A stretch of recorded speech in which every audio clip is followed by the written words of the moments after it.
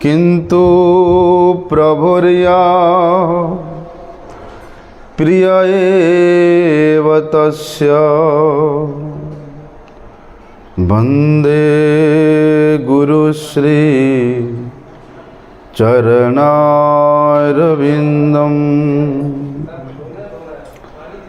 वंशाकल्पतरुर्भ्यश्च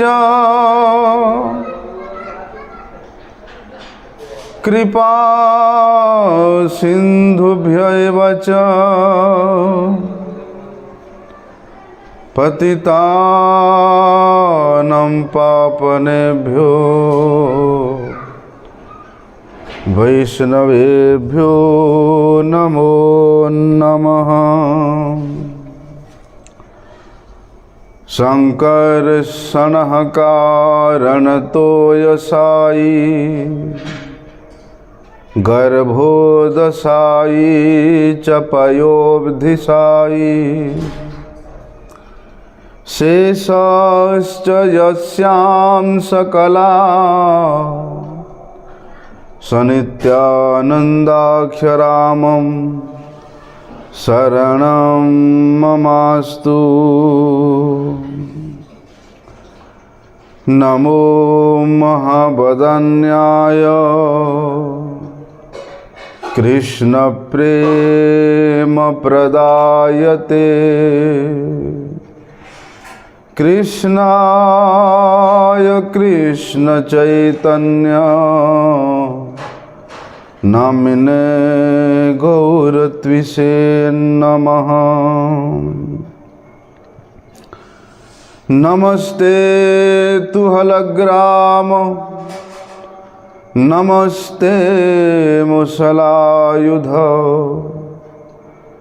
नमस्ते रेवतीकांत नमस्ते भक्तवत्सल नमस्ते बलिनाम श्रेष्ठ नमस्ते धरणीधर प्रलंबारे नमस्ते तु त्राहि मां कृष्ण पूर्वज। भुजे सव्ये वेणुं शिरसि शिखिपीच्छां कटितटे दुकुलं नेत्रान्ते सहचरी कटाक्षं च विदधते सदा श्रीमद्वृन्दावनवसति लीला परिचयो जगन्नाथ स्वामी नयन पथगामी भवतु मे। हे कृष्ण करुणा सिंधु दीनबंधु जगतपते गोपेश गोपिका कांत राधा कांत नमोस्तुते। तप्त कांचन गौरांगी राधे वृंदावनेश्वरी वृषभानुसुते देवी प्रणमामि हरिप्रिये। वंदे नंदव्रजस्त्रीणां पादरेणुमवीक्ष्णशः यासां हरिर्कथोद्गीतं पुनाति भुवनत्रयं नारायणं नमस्कृत्यं नरं चैवं नरोत्तमं देवीं सरस्वतीं व्यासं ततो जयमुदीरये। भक्त्या विहीनामपराधलक्ष्यै क्षिप्ताश्च कामादितरङ्गमध्ये कृपामयि त्वां शरणं प्रपन्नं वृन्दे नमस्ते चरणारविन्दम्। पतित पावन परम करुणामय परम आराध्यतम श्री गुरुपाद पद्म नित्य लीला प्रविष्टम विष्णुपाद परमहंस शिला भक्ति वल्लभ तीर्थ गोस्वामी गुरु महाराज जी के श्री अभय चरण कमल में अनंत कोटि साष्टांग दंडवत प्रणाम करते हुए उनकी अहितु की कृपा प्रार्थना करता हूँ। परम आराध्यतम शिक्षा गुरुपाद पद्म नित्य लीला प्रविष्ट विष्णुपाद परमहंस शिला भक्ति विज्ञान भारती गोस्वामी महाराज के चरण कमल में अनंत कोटि साष्टांग दंडवत प्रणाम करते हुए उनकी अहेतु की कृपा प्रार्थना करता हूँ।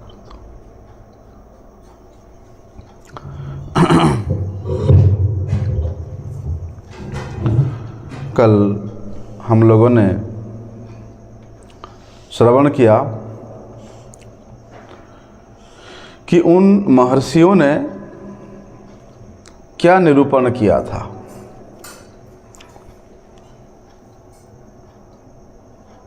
तपस्या का फल, वेद अध्ययन का फल, यथा विधि से यज्ञ अनुष्ठान का फल,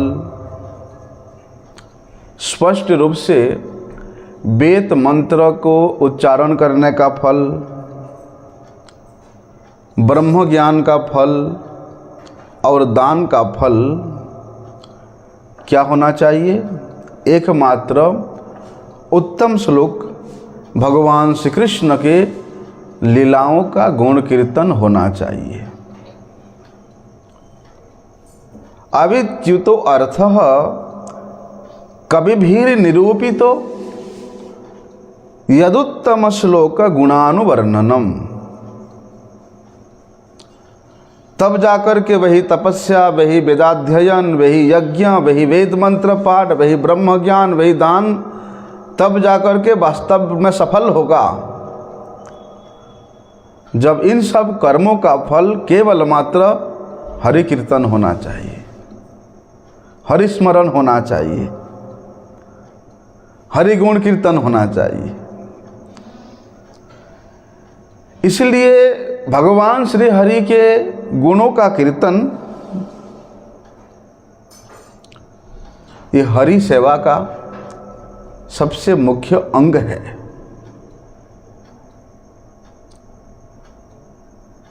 तो हम लोग प्रसंग सुन रहे थे,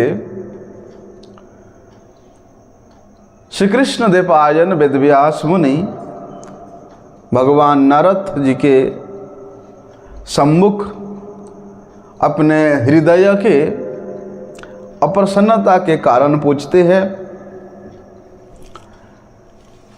और श्री नारद मुनि वेदव्यास जी के दुख का कारण क्या है उसका वे अच्छी तरह से उनको बताते हैं। उसके बाद श्री नारद गोस्वामी जी ने अपने स्वयं के जीवन में क्या क्या घटित हुआ था वे व्यासदेव जी के सम्मुख बोलना प्रारंभ करते हैं। कहते हैं वहाँ पर श्री नारद जी कि पिछले कल्प में अर्थात उनके पहले जो पुनर्जन्म था उसी जन्म में श्री नारद जी वेदज्ञ ब्राह्मणों के किसी एक दासी के गर्भ से जन्म लिए थे।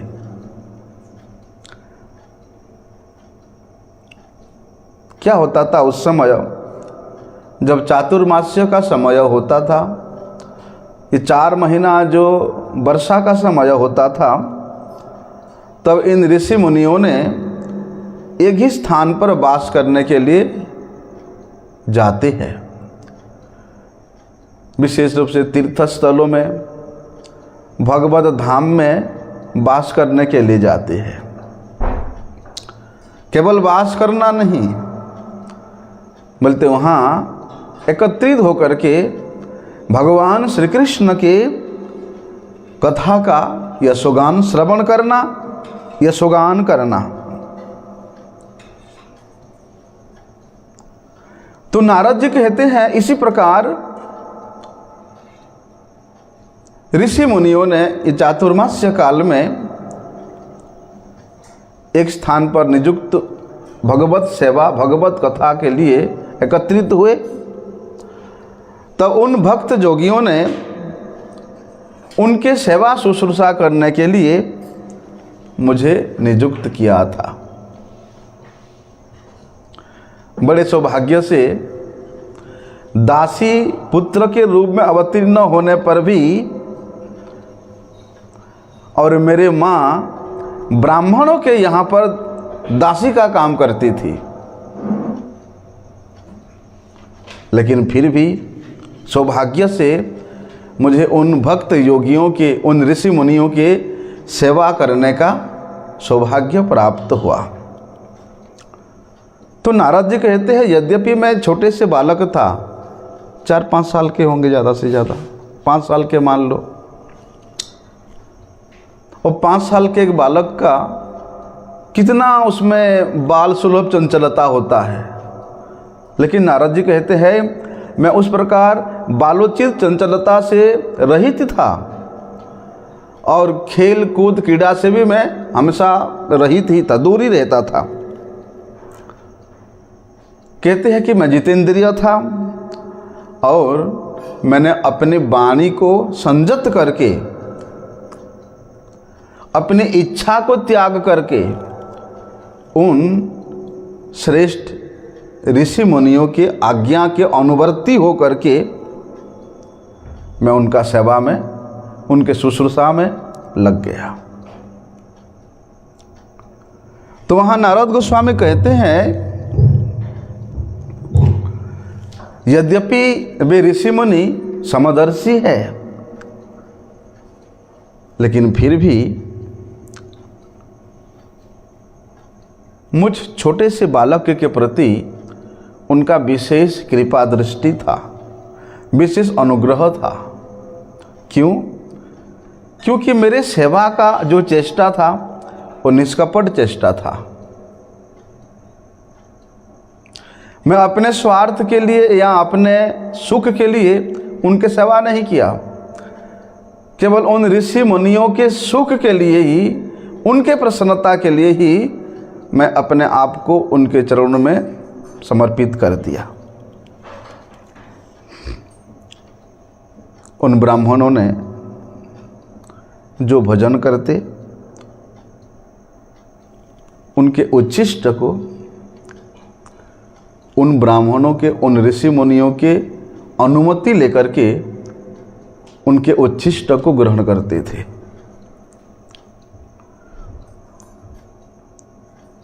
परिणाम क्या हुआ? उच्छिष्ट लेपान अनुमोदितो द्विजै ही, बोलते उन भगवान के भक्तों के उच्छिष्ट प्रसाद ग्रहण करने के कारण क्या हुआ?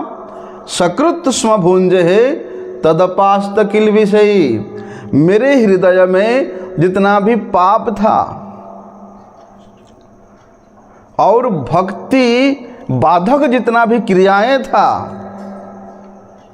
वे सब अनर्थ दूर हो गया। और एवं प्रवृत्तस्य विशुद्ध चेतस, बोलते मन से, हृदय से समस्त पाप दूर हो गया, भक्ति प्रतिबंधक अनर्थ दूर हो गया। फलस्वरूप उन ऋषियों के, उन मुनियों के सेवा करते करते मेरा चित्त निर्मल हो गया, और उस निर्मल चित्त में परमेश्वर सकृत धर्म एवात्म रुचि ही प्रजायते, भगवान श्रीहरि के प्रति, भगवान श्रीहरि के कथा कीर्तन के प्रति मेरा रुचि हो गया, मेरा आसक्ति हो गया। क्या होता था उन ऋषि मुनियों के उन सभा में?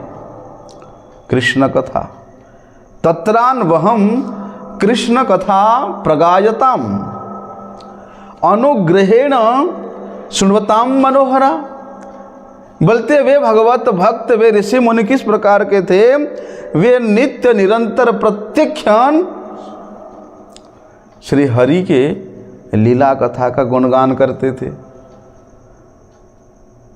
और हरि का लीला कथा कीर्तन जहाँ होता, बोलते उस स्थान भी निर्मल हो जाता है।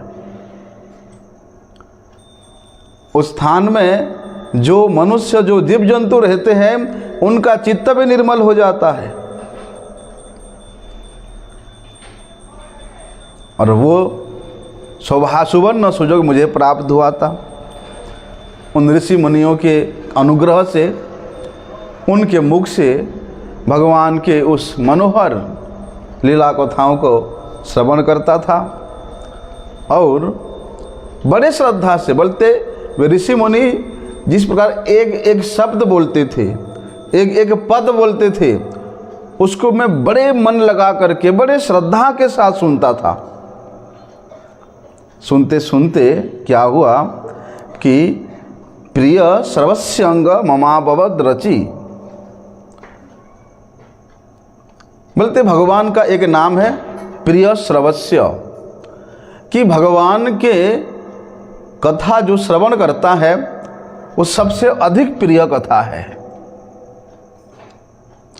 तो वे भगवान के कथा सुनते सुनते उनके प्रति मेरा भक्ति प्रादुर्भाव हो गया, रति हो गया, आसक्ति हो गया। तब तस्मिन् तदा लब्ध रुचेर महामते। और भाई, जिस व्यक्ति का भगवत कथा में श्रद्धा हो जाए,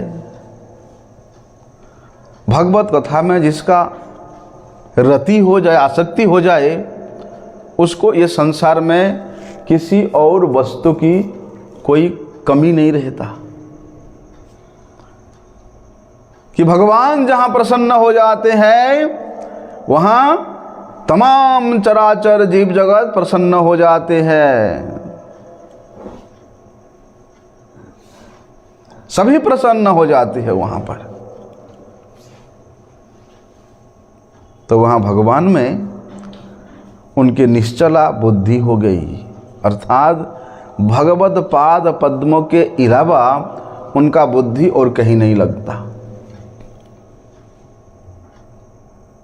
उस बुद्धि के प्रभाव से, उस निश्चला बुद्धि के प्रभाव से नारद जी का क्या हुआ? अनुभव होने लगा। क्या अनुभव होने लगा?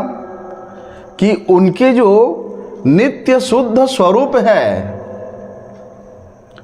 जो कि इस प्रपंच से अतीत है,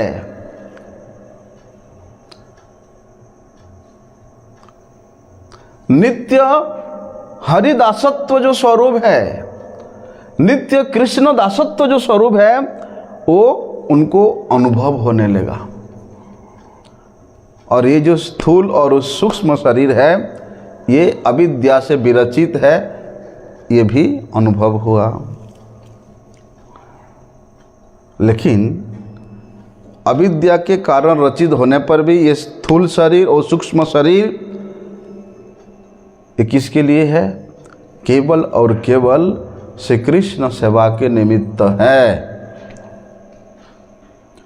जिस दिन मनुष्य को, साधक को भगवान के साथ उसका क्या संबंध है ये अनुभव हो जाता है,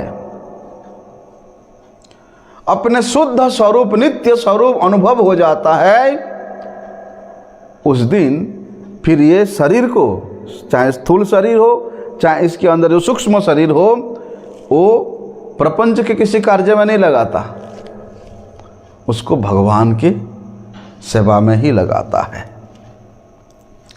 तो नारद जी यहाँ व्यासदेव जी के सम्मुख बता रहे हैं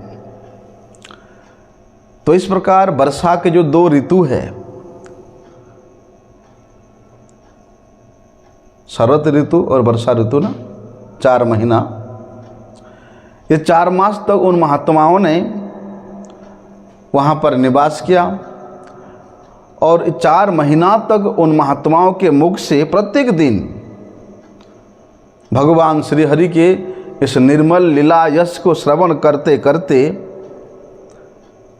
बोलते मेरे हृदय में जो रज गुण और तमो गुण था वो नष्ट हो गया और वहाँ भगवती उत्तम श्लोके भक्तिर भवति नैष्ठिकी, भगवान के चरणों में मेरा नैष्ठिकी भक्ति जागृत हो गया। इसलिए नित्य प्रति जो भगवत कथा को श्रवण करते हैं उनके लिए वहां बताते हैं कि नष्ट प्रायेषु भद्रेषु नित्यम भागवतम सेवया भागवते उत्तम श्लोके भक्तिर भवति नैष्ठिकी। कि देखो भगवत पाद पद्म में नैष्ठिकी भक्ति प्राप्त करने का क्या साधन बतलाया कि नित्यम भागवतम सेवया, कि नित्य प्रति श्री हरि के लीला यश का श्रवण करना, कीर्तन करना। तो नारद गोस्वामी कहते हैं वो 4 महीना श्रवण किया, फलस्वरूप भगवान के चरणों में भक्ति का प्रादुर्भाव हो गया। और भगवान में जिसका अनुरक्ति हो जाती है भैया, अत्यंत अनुराग हो जाता है, क्या होता है कि तस्यैव में अनुरक्तस्य प्रसृतस्य हतेन सह श्रद्धधानस्य बालस्य दान्तस्य अनुचरस्य च। बोलते हैं जिसका भगवत पाद पद्म में गाढ़ रति हो जाता है, प्रगाढ़ अनुराग हो जाता है, तब साधारण रूप से दिखने लगता है। बेरति प्रद भक्त का भाव कैसा होता है, बड़े विनीत भाव होता है, बड़े निर्मल भाव होता है। उनके आचरण, उनके वार्तालाप, उनके व्यवहार, उनके एक एक वस्तु सब परिवर्तित हो जाता है, मन निष्पाप हो जाता है। श्रद्धा से युक्त होकर के उसका चित्त महाराज अति संयत हो जाता है, वाणी और अत्यधिक पवित्र हो जाता है, वाणी अत्यधिक कोमल हो जाता है। और इस प्रकार सद्गुणों से युक्त होकर के मैंने उन महात्मा गणों की आज्ञाकारी होकर के निरंतर उनका सेवा करने लगा। जब चातुर्मास्य व्रत समाप्त हुआ तो वे दिन वत्सल मुनियों ने मेरे जैसे एक छोटे से बालक को धर्म का तत्व क्या है वो ज्ञान प्रदान किया, उससे भी जो गुह्यतर है नैष्कर्म्य रूप धर्म क्या है वो प्रदान किया, संबंध ज्ञान प्रदान किया, ब्रह्म ज्ञान प्रदान किया, अर्थात भगवत तत्व ज्ञान प्रदान किया।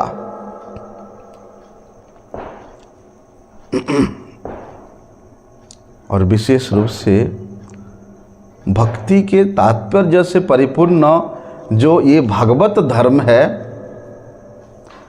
कृपा करके उन्होंने मुझे उपदेश दिया। यही भागवत धर्म का उपदेश स्वयं ब्रह्मा ने उद्धव को दिया, उद्धव ने अर्जुन को दिया।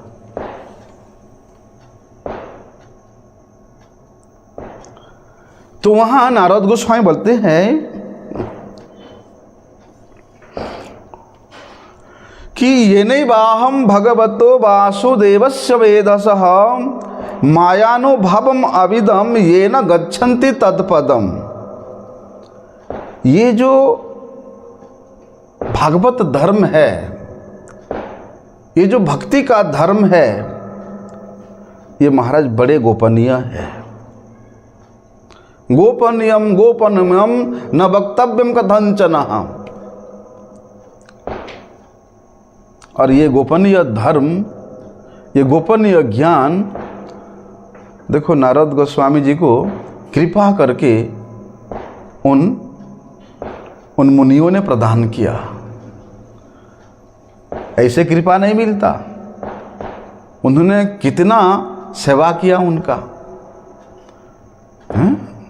तब जाकर के कृपा मिला। तो बोलते हैं ये भगवत ज्ञान जिसके हृदय में प्राप्त हो जाता है वे भगवान श्री हरि के चित्त शक्ति से, उनके स्वरूप शक्ति के वैभव को जान लेता है। और जो भगवान के वैभव को जान पाता है उसको और क्या चाहिए। उस तद विष्णु परमम पदम सदा पश्यन्ति सुरयो। हाँ, यही ज्ञान तो प्रदान करते हमारे गुरुजन हमको, संबंध ज्ञान, अभिधेय ज्ञान। प्रयोजन क्या है?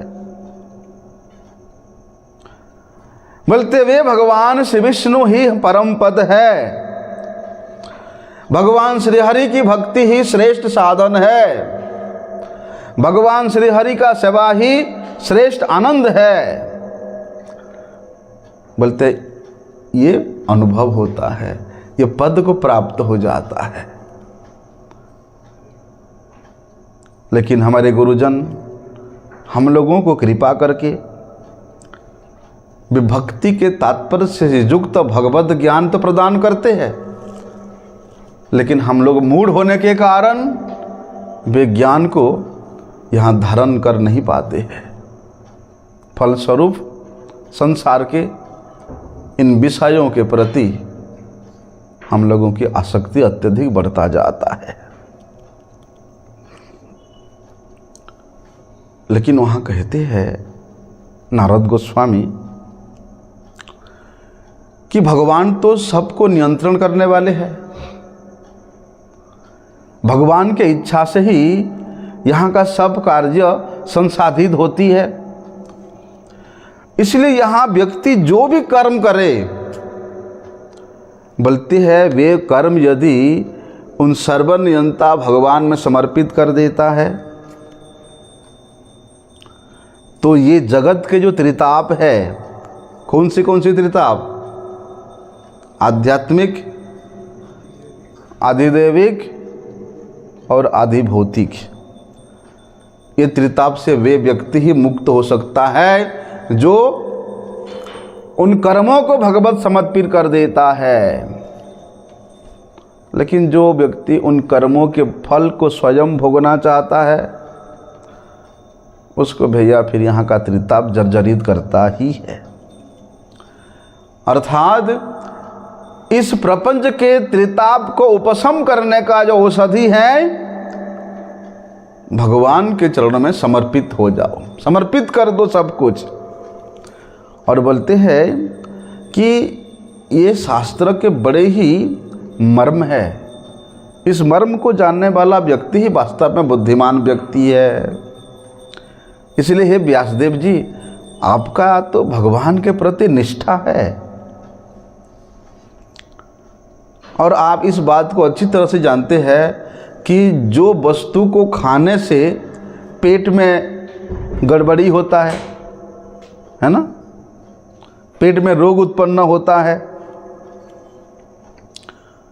केवल वही पेट गड़बड़ होने, पेट में रोग उत्पन्न करने वाला वस्तुओं को अगर हम लोग सेवन करते रहेंगे, खाते रहेंगे, तो रोग कभी दूर होगा? नहीं होगा। लेकिन कहते हैं यदि उन सभी द्रव्यों का चिकित्सा विधि के अनुसार या अन्य द्रव्यों का, औषधियों का मिश्रण करके सेवन किया जाए तो वे रोग अवश्य ही दूर होगा। लेकिन हम तो जीवा के लालची है ना, कि भैया पेट खराब होगा हो, पेट में बीमारी होगा हो, लेकिन जीवा को तो रस मिलना चाहिए ना, है? कभी भी रोग दूरीभूत नहीं हो सकता। इसी प्रकार ये जो नैमित्तिक कर्म है उसका फल तो हमको बड़े अच्छा लगता है।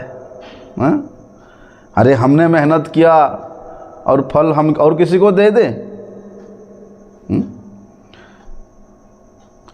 नैमित्तिक कर्म का जो फल है भैया, ये संसार बंधन का कारण होता है। ये विभिन्न जोनियों में भ्रमण कराने का कारण बनता है। लेकिन इन समस्त कर्मों को यदि भगवान को समर्पित कर दिया जाए तो फिर वहां कर्मों में मैं किया हूं, कर्तापन का भाव नहीं रहेगा। भगवान के इच्छा से भगवान ने ही कराया, मुझे तो केवल निमित्त मात्र बनाया। इसलिए जो भगवान ही वो कर्म को मुझे निमित्त बना के कराए हैं तो उसका फल का अधिकार भी मेरा नहीं है। और जिस दिन इन कर्मों में कर्तापन का भाव समाप्त हो जाता है तब भैया उसी दिन अहंकार का नाश हो जाता है। और जिस दिन अहंकार का नाश होता है उसी दिन अपने आप को नारद गोस्वामी जैसे ऋषि मुनियों की सेवा में लगा सकते हैं, भगवान के भक्तों की सेवा में लगा सकते हैं। अरे नहीं भैया, मैं बड़ा नौकरी करता था, बड़े घर से आया हूँ, बड़े पढ़े लिखे हूँ और मैं यहाँ मठ मंदिर में आकर के इन महात्माओं के कमरे साफ करूँगा, महात्माओं के कपड़े धोऊँगा, इन महात्माओं के झूठे पत्तल फेंकूँगा। यदि इस प्रकार का भाव रहा, इस प्रकार का अभिमान रहा तो फिर भगवान की कथा में हमारा रुचि नहीं होगा। इसीलिए यदत्र क्रियते कर्म भगवत परितोषणम ज्ञानम यत्तदधिनम ही भक्ति योग समन्वितम। कि भैया ये जो भगवान श्री हरि के यश का कीर्तन है, श्रवण है, बोलते इसी श्रवण कीर्तन रूप भक्ति योग में युक्त होकर के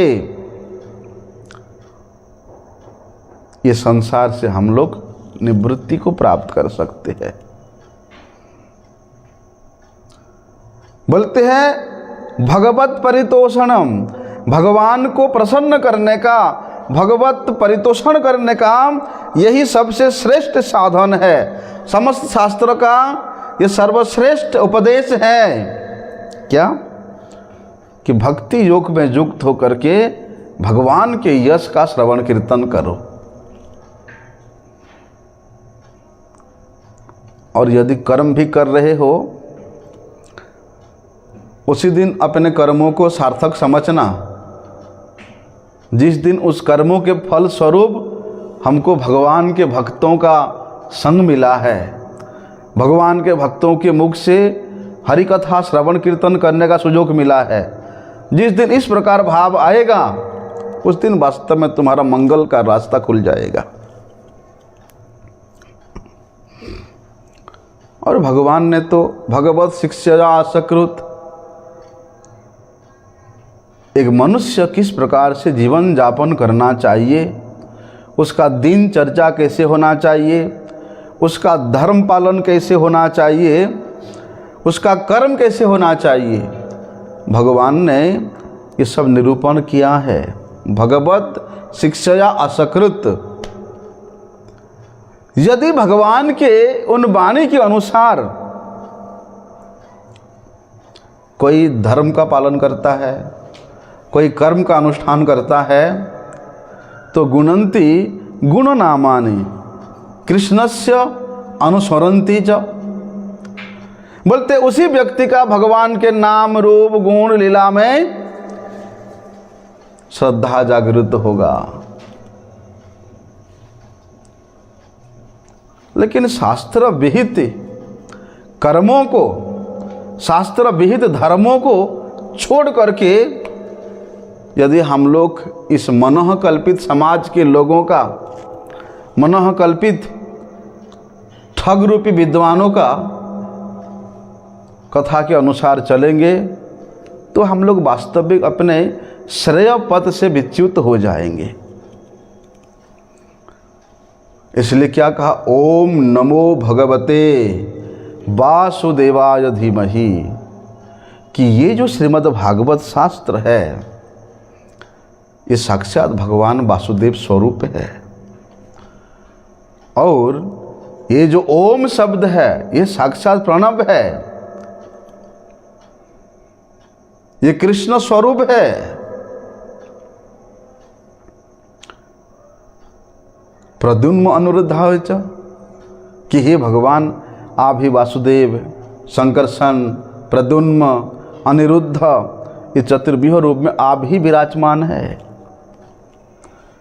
लेकिन देखो, जो व्यक्ति इस प्रकार शुद्ध अंतःकरण से भगवान के इन नामों का उच्चारण करते हुए इनका पूजन करता है, इनका अर्चन करता है, ओम श्री वासुदेवाय नमः, ओम श्री प्रद्युम्नाय नमः, ओम श्री कृष्णचंद्राय नमः, ओम अनिरुद्धाय नमः, बोलते इन मंत्रों के उच्चारण करते हुए जो व्यक्ति भगवान का नित्य अर्चन करता है, नित्य पूजन करता है, बोलते उसको यथार्थ रूप से भगवत तत्व ज्ञान प्राप्त हो जाता है। इसलिए प्रत्येक दीक्षा युक्त शिष्य को भगवत अर्चन करना चाहिए, भगवत अर्चन सीखना चाहिए। आजकल के ब्रह्मचारी सोचता है कि भगवान का पूजा में लगा देंगे तो बंधन हो जाएगा। अरे भगवान के सेवा के बंधन में बांधने के लिए ही तो गुरु जी ने हमको यहाँ रखा है, और तुम उस भगवत सेवा के बंधन से विच्युत होना चाहते हो, मुक्त होना चाहते हो, तुम्हारा कल्याण कैसे होगा। तो वहाँ पर नारद गोस्वामी कहते हैं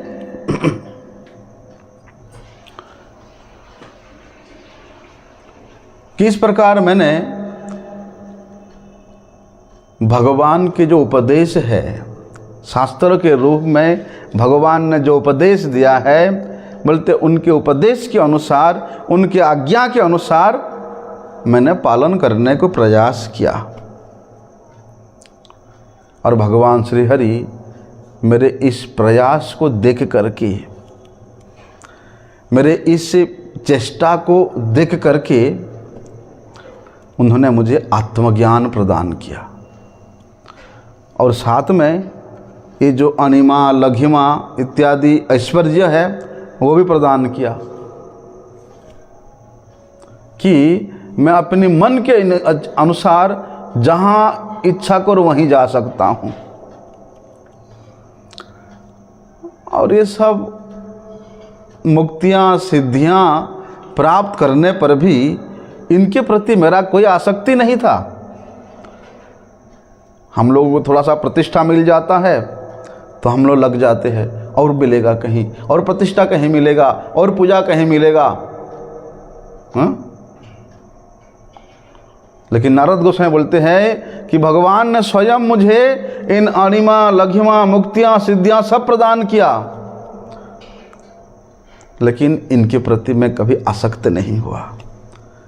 उनमें अनासक्त होने के कारण भगवान ने मुझे तब जाकर के प्रेम भक्ति प्रदान किया।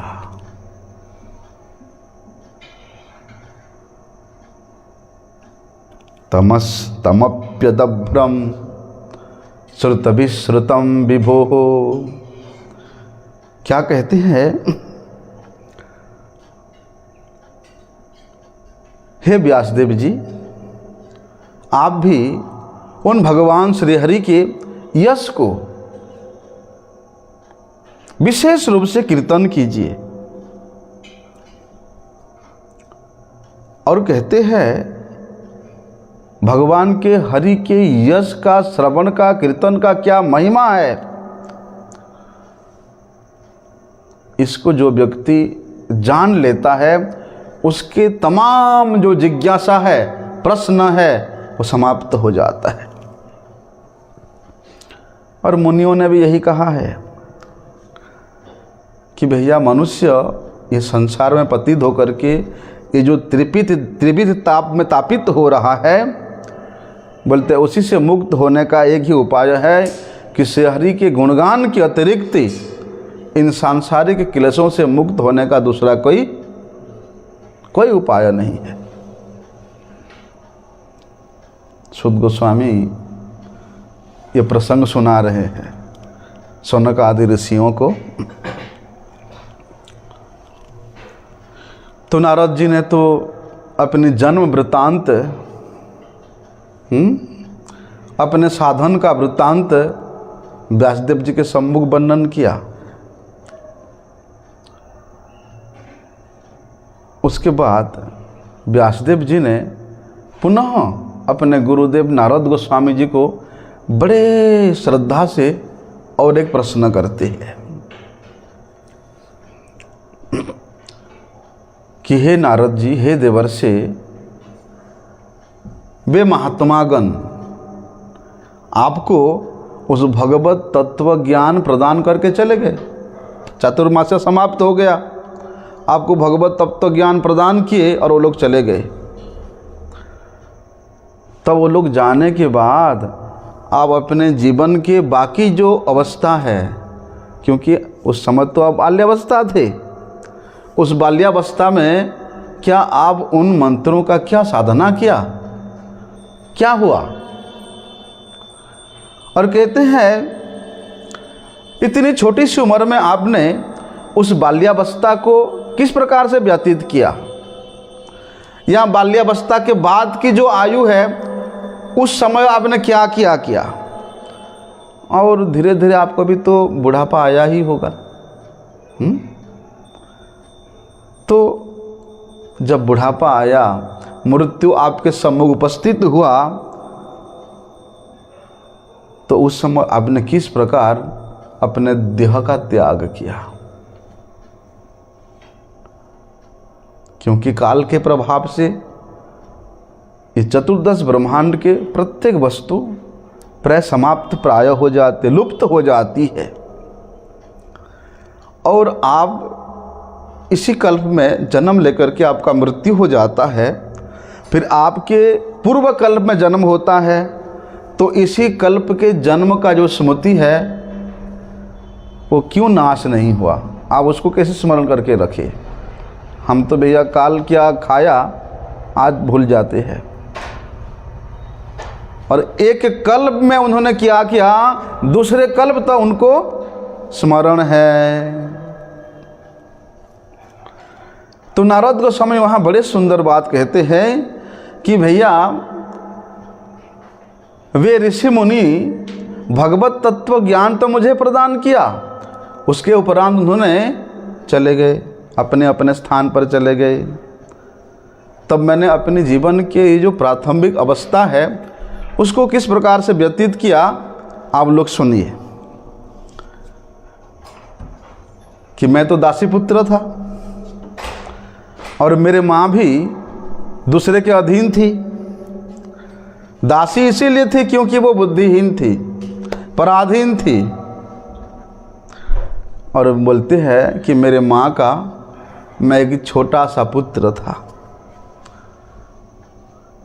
मेरे माँ के बिना मेरा भी दूसरा कोई गति नहीं, और मेरे बिना मेरे माँ का दूसरा कोई गति नहीं। इसलिए मेरे माँ मुझे अत्यंत स्नेह करती थी, मेरे में अत्यंत आसक्ति रखती थी। हमेशा कैसे मेरी रक्षा होगा, मेरी पालन पोषण होगा, मेरा जीवन गठन होगा, उसके लिए वे बेचारी चिंतित थी, चिंता करती थी। लेकिन चिंता करने से क्या होगा, पराधीन थी, कुछ नहीं कर पाती थी। जिस प्रकार कठपुतली को जो नचाने वाला अपनी इच्छा के अनुसार नचाती है, ऐसे ही ये जगत के तमाम प्राणी भगवान के इच्छा के अनुसार, भगवान के उंगलियों के इशारे के अनुसार सब लोग नाच रहे हैं। तो नारद जी वहाँ बोलते हैं कि हे ब्रह्मर्षि, उस समय मैं 5 वर्ष का बालक था और मुझे कुछ ज्ञान नहीं था। ना दिशा का ज्ञान था, ना देश का ज्ञान था, ना कोई काल का ज्ञान था। और हमेशा अपने माता के स्नेह पास में बंधे रहता था, तो मेरे माता को भी मैं कभी त्याग नहीं कर सकता था। और एक तरह माता का स्नेह पास और दूसरी तरह वे ऋषि मुनियों का, वे संतों का आत्म तत्व ज्ञान, मैं दोनों के बीच में जकड़ा हुआ हूँ। क्या करूँ? यदि माता का स्नेह पास ना छूटे तो मैं वे ऋषि मुनियों ने जो मंत्र दिया, जो साधना का पथ दिखाया, वो ना कर पाऊँ। और इधर माँ को छोड़ दूँ तो माँ बड़ी दुखी हो जाएगी। इसलिए माता के स्नेह पास से मैं किस प्रकार से मुक्त हो पाऊँगा, इसी प्रतीक्षा में मैंने वहाँ पर उस ब्राह्मण के घर में, उस ब्राह्मण के कुल में वास करने लगा। एक बार क्या हुआ, रात्रि के समय आओ, सुबह सुबह प्रातःकाल अंधेरा होता है, मेरे माँ उस ब्राह्मण के गौशाला में गौ दोहने के लिए गई और चलते चलते रास्ते में किसी एक सोए हुए सांप के ऊपर उनका पैर पड़ गया। फलस्वरूप सांप ने उनको डंस लिया और वहीं पर ही उनकी मृत्यु हो गई। देखो, माता के स्नेह पास में बंधन होने पर भी नारद गोस्वामी जी का कितना वैराग्य था कि वे क्या बोलते हैं कि भगवान हमेशा अपने भक्तों की मंगल की ही कामना करते हैं। तदहम सस्य भक्तानां समभिप्सतः अनुग्रहं मन्यमानः प्रतिष्ठां दिस्समुत्तमाम्। तो मेरे माँ चली गई मुझे छोड़ करके, छोटे से बालक को। मेरे माँ की मृत्यु हो गई, इसको मैं भगवान का कृपा मानता हूँ। कोई बोल सकता है इसे? हाँ? मेरे माँ को सांप डस लिया, मेरे माँ की मृत्यु हो गई, ये मेरे लिए भगवान का बड़ा कृपा है। कितनी बड़ी बात है। इसलिए जगत गुरु शिला भक्ति सिद्धांत सरस्वती प्रभुपाद जी एक बड़े सुंदर बात कहते थे कि सांसारिक अमंगल को जिस दिन भगवान के कृपा के रूप में हम लोग ग्रहण करेंगे, उसी दिन हम लोग बंधन मुक्त हो गए। उसी दिन बंधन मुक्त हो गए। तो नारद गोस्वामी कहते हैं भगवान की कृपा से मेरे माँ का स्नेह पास से मैं मुक्त हो गया और मैं उत्तर दिशा की ओर चल पड़ा। आज तक कभी निकले नहीं थे अकेले। आज भैया घोर जंगल में चल रहे हैं, जहाँ बड़े बड़े हिंस्र जंतु है, बड़े बड़े अजगर सांप है। ऐसे जंगल में एकांत में चल रहे हैं। चलते चलते कहते हैं उनका शरीर क्लांत हो गया, उनकी इंद्रियां शिथिल हो गया और भूख प्यास से वे व्याकुल हो गए। तब दूर में जाकर के एक नदी देखा, उस नदी के जल में स्नान किया, जल का पान किया, जल को आचमन किया, तब जाकर के उनको थोड़ा सा थकावट दूरीभूत हुआ। उसके बाद उस निर्जन वन में 5 साल के बच्चे से नारद एक पीपल पेड़ के नीचे बैठ करके अपने आत्मशुद्धि करने के लिए, अपने हृदय स्थित अंतर्जामी भगवान श्री हरि को दर्शन करने के लिए उन ऋषि मुनियों ने उनको जो मंत्र का उपदेश दिया था, उन मंत्रों के जो स्वरूप प्रदान किया था, उस स्वरूप के अनुसार उन्होंने वहाँ आसन लगा करके भगवान का चिंतन कर, ध्यान करने लगे।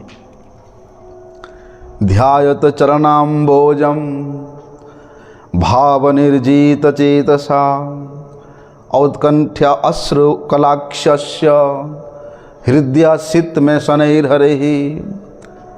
एक तो उन महात्माओं के सेवा करते करते उनका हृदय परम निर्मल हो गया था, परम शुद्ध हो गया था, भक्ति भाव से वे युक्त हो गए थे। तो ऐसी संजोग में उन्होंने भगवान श्री हरि का ध्यान किया। ध्यान में इतना अधिक लालसा था। किसके लालसा? भगवत प्राप्ति का लालसा, भगवत दर्शन का लालसा। इतना लालसा था कि मैं भगवान का दर्शन करूं। भैया नित्य निरंतर उनके दोनों नेत्रों से अश्रु की धारा प्रवाहित होने लगी। तब जाकर के धीरे धीरे धीरे धीरे उनके उस पवित्र हृदय में, शुद्ध हृदय में भगवान श्री हरि प्रकट हो गए। हृदय में प्रकट हुए, सामने नहीं। और कहते हैं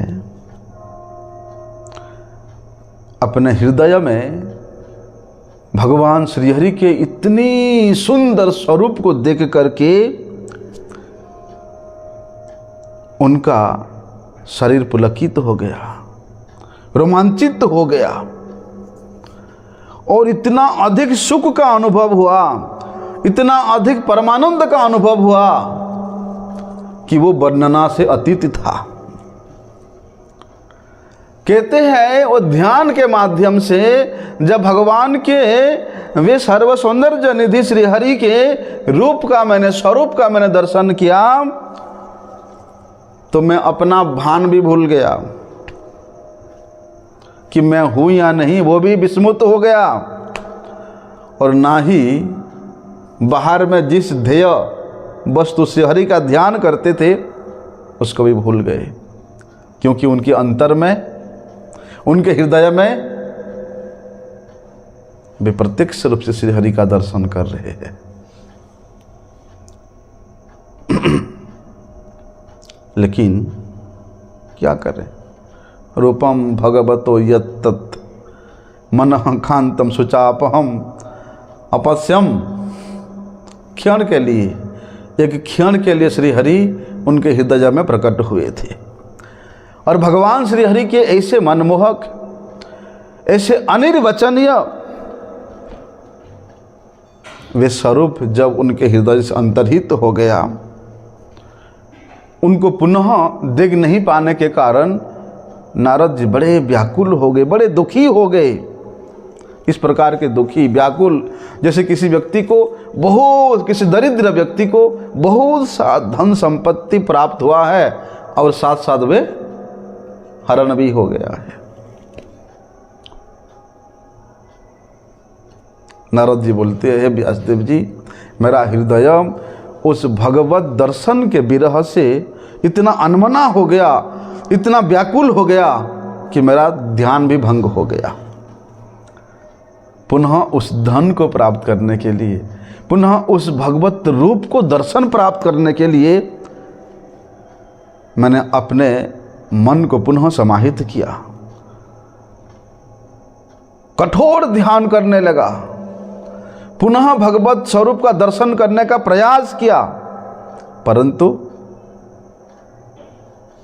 नहीं देख पाया। अतृप्त रह गया भगवान के वे दर्शन का आशा। व्याकुल हो उठा उनका शरीर। नारद जी बोलते हैं कि उस एकांत वन में ऐसी व्याकुल अवस्था में भगवान के दर्शन करने के लिए वे बारंबार चेष्टा करने लगे। नारद गोस्वामी जी के ऐसे चेष्टा को देख करके, क्या हमारा ऐसा चेष्टा है? भगवत प्राप्ति करने के लिए ऐसा चेष्टा है? इतना व्याकुलता है, इतना तन्मयता है, इतना अधीरता है।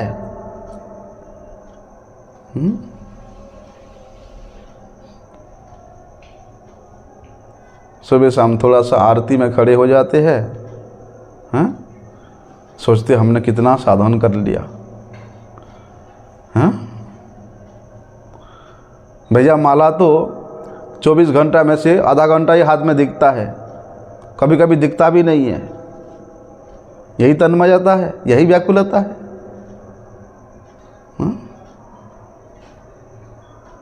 कहते हैं ना, किसी व्यक्ति यात्रा में स्टेशन में पहुंचा है और उधर से स्टेशन से अनाउंस हो रहा है कि भैया वहाँ से वहाँ जाने वाला ट्रेन अभी 1 घंटा देरी में आएगा। 1 घंटा किसी प्रकार व्यतीत कर लेता है, फिर अनाउंस होता है कि अभी 1.5 घंटा बाद आएगा। उसके बाद वो व्याकुल हो जाता है, बार बार जा करके देखता है पटरी की ओर, कहीं हमारी ट्रेन तो नहीं है। बार बार वो बोर्ड को देखता है कि और कितना टाइम है, और कितना टाइम है। ये तो छोटा सा यात्रा में 1-1.5-3 घंटा लेट में इतना व्याकुल हो जाता है कि मेरा ट्रेन कब आएगा, कब आएगा।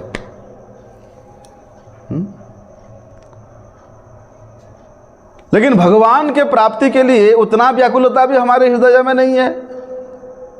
तो नारद इस बात को बोलते हैं कि एवं यतंतम विजने ममाह गचरो गिराम गंभीर सुलक्षणीय वाचा शुचः प्रसन्नदम इदम।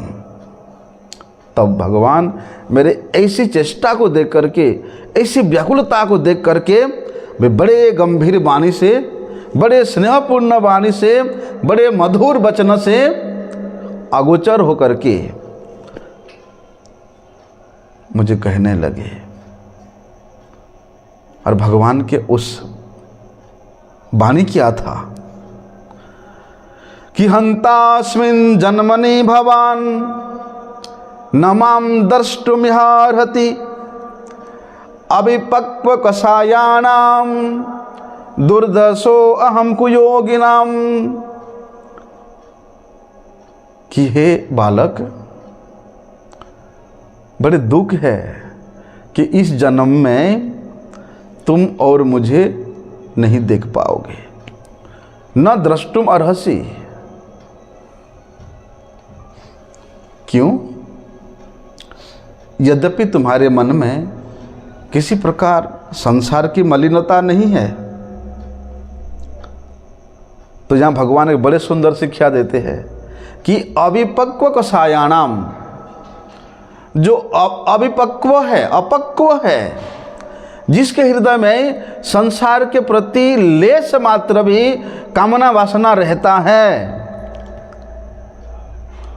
वो भगवत दर्शन, भगवत प्राप्ति नहीं कर सकता।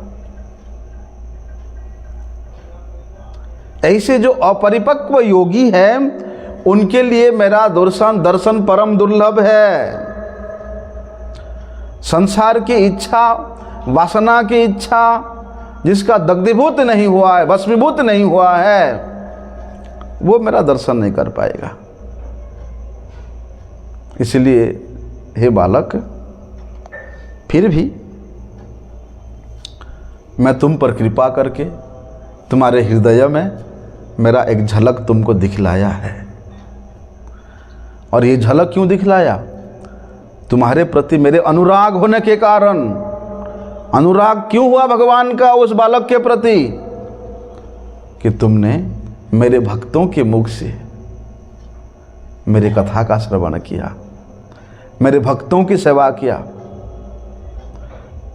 इसी फलस्वरूप तुम्हारे में मेरा अनुराग हो गया, मेरा बुद्ध प्रेम हो गया था, इसलिए मैं तुमको दिखाया थोड़ा सा। और मुझ में जिसका अनुराग हो जाता है, ऐसे नहीं कि केवल भक्ति का ही भगवान से अनुराग होता है, भगवान का भी भक्त से अनुराग होता है। और यही अनुराग के द्वारा ही भगवान अपने भक्त के हृदय में बंध जाते हैं, भक्त के अधीन हो जाते हैं। और भगवान वहां कहते हैं कि मेरे चरणों में जिस साधक का, जिस साधु पुरुष का अनुराग हो जाता है, मैं उसके हृदय के तमाम कामनाओं को, वासनाओं को छिन्न विछिन्न करके उसके हृदय में बैठ जाता हूं। बोलते बहुत शीघ्र बैठ जाता हूँ। और भगवान जिसके हृदय में विराजमान हो गए, ये जिसको अनुभव हो गया, उसको फिर ये अनर्थों को दूर करने में कोई विशेष कठिनाई नहीं है। भगवान वहाँ कहते हैं कि हे बालक, तुमने छोटे से वयस में भी उन साधुओं का सेवा किया है और साधु सेवा परम सिद्धि प्रेम लतिकार मूल। ये साधु सेवा ऐसे वस्तु है भैया कि उस भगवत प्रेम प्राप्त करा देता है, हमारे चित्त को भगवत पाद पद्म में लगा देता है साधु सेवा। इसलिए तुमने एक दासी के गर्भ में उत्पन्न होने पर भी तुमने इस शरीर से जो कार्य किया वो कभी नष्ट होने वाला नहीं है। इस जन्म के बाद तुम इस शरीर का परित्याग करके दूसरे जन्म में तुम मेरे पार्षदत्व को प्राप्त करोगे और मुझे प्राप्त करने में तुम्हारा ये जो अनुरक्ति है, तुम्हारा ये जो बुद्धि है, तुम्हारा ये जो दृढ़ता है, ये कभी नष्ट नहीं होगा, ये मेरे कृपा से। इसीलिए इस जन्म में कोई व्यक्ति यदि थोड़ा सा भी सद्गुरु के आश्रय करके भगवत भजन करता है, भगवत सेवन करता है, वो कभी नष्ट नहीं होता। भजन न पक्को अथ पतित तो यदि, कोई बात नहीं, वो भजन करते करते सिद्धि को प्राप्त नहीं हुआ, कोई प्रॉब्लम नहीं है। यहाँ किसी कारण से पतित भी हो गया, भ्रष्ट भी हो गया भजन के मार्ग से, कोई प्रॉब्लम नहीं है। लेकिन उसने जितने परिमाण में भजन किया है, सेवा किया है, वो कभी नष्ट नहीं होता है। इसलिए हे बालक, तुम्हारा ये जो निश्चला बुद्धि है, ये कभी नष्ट नहीं होगा। और मेरे कृपा से जब इस सृष्टि का प्रलय हो जाएगा, उसके उपरांत जो पुनः एक नया कल्प की प्रारंभ होगा, तब तक तुमको इसी जन्म के साधु सेवा का फल, साधु सेवा का जो स्मृति है, तब तक बनी रहेगा। देखो, भगवान वहाँ आकाशवाणी के रूप में नारद जी को उपदेश देते हैं और अंतर्ध्यान हो जाते हैं। तो नारद गोस्वामी कहते हैं, भगवान के ऐसे अपूर्व परम मनोहर गंभीर वाणी को श्रवण करके मैं सिर झुका करके उनको प्रणाम किया और कहते तभी से ये शरीर को, जो शरीर दासी के पुत्र के रूप में प्राप्त हुआ है, ये शरीर को त्याग करके भगवान के पार्षदत्व रूप शरीर प्राप्त करने के लिए मैंने समय की प्रतीक्षा करने लगा। लज्जा संकोच को छोड़ करके भगवान श्री हरि के उस परम मंगलमय नामों को मैंने कीर्तन करना प्रारंभ किया।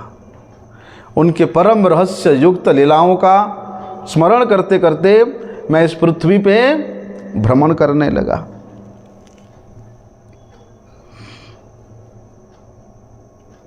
देखो, भगवान के नाम कीर्तन करते करते यदि कोई भ्रमण करता है तो उसका हृदय संतुष्ट हो जाता है। उसके हृदय के सभी प्रकार के कामना वासना नष्ट हो जाता है। इस बात को नारद जी बोलते हैं कि गाम पर्यटयन तुष्ट मना गतस्पुह, कि भगवान के यशगान करते करते जब मैं पर्यटन करने लगा, गतस्पुह, सभी प्रकार के कामनाएं छूट गया, सभी प्रकार के अहंकार मात्सर्य से मैं रहित हो गया और कालम प्रतीक्षम अनिदम विमत्सरः, और उस समय की प्रतीक्षा करने लगा कि ये शरीर मेरा कब पतित हो जाए। तो कहते हैं वहाँ पर नारद जी, इस प्रकार 24 घंटा भगवान के नाम कीर्तन करते करते करते करते मेरा जीवन तो भैया, मेरा मन तो भैया कृष्णमय हो गया। कृष्ण मतेर ब्रह्मन आसक्तस्य मलात्मनः, कृष्णमय हो गया। सोते उठते बैठते चलते फिरते सर्वत्र मुझे श्री कृष्ण दर्शन होने लगा, श्री कृष्ण स्मरण होने लगा। और देखो, जिसके हृदय में भगवान श्री कृष्ण के प्रति इतना गाढ़ अनुरक्ति, इतना गाढ़ अनुराग, इतना मग्नता, उसके हृदय में और कोई वस्तु हो सकता है भगवान के अलावा? तब नारद जी को अपने स्वरूप का अनुभव हो गया। इसी के साथ जब स्वरूप का अनुभव हुआ कि जीव है कृष्णेर नित्य दास, कि मैं तो भगवान के नित्य दास हूँ, श्रीहरि के नित्य सेवक हूँ। जब इस प्रकार का नारद गोस्वामी को अनुभव हो जाता है, तब वे स्थूल देह को छोड़ने का समय भी आ गया। और जिस प्रकार बिजली चमकती है एक क्षण के लिए, ऐसे ही मृत्यु उनके आकर के ले गया। नारद जी के शरीर छोड़ने के उपरांत फिर उन्होंने किस प्रकार दूसरे कल्प में किस प्रकार से पुनः प्रकट होते हैं, इस सब वृत्तांत को विस्तार से पुनः हम लोग कल श्रवण करेंगे। वांछा कल्पतरुभ्यश्च कृपा सिंधुभ्यैव च पतितानां पावनेभ्यो वैष्णवेभ्यो।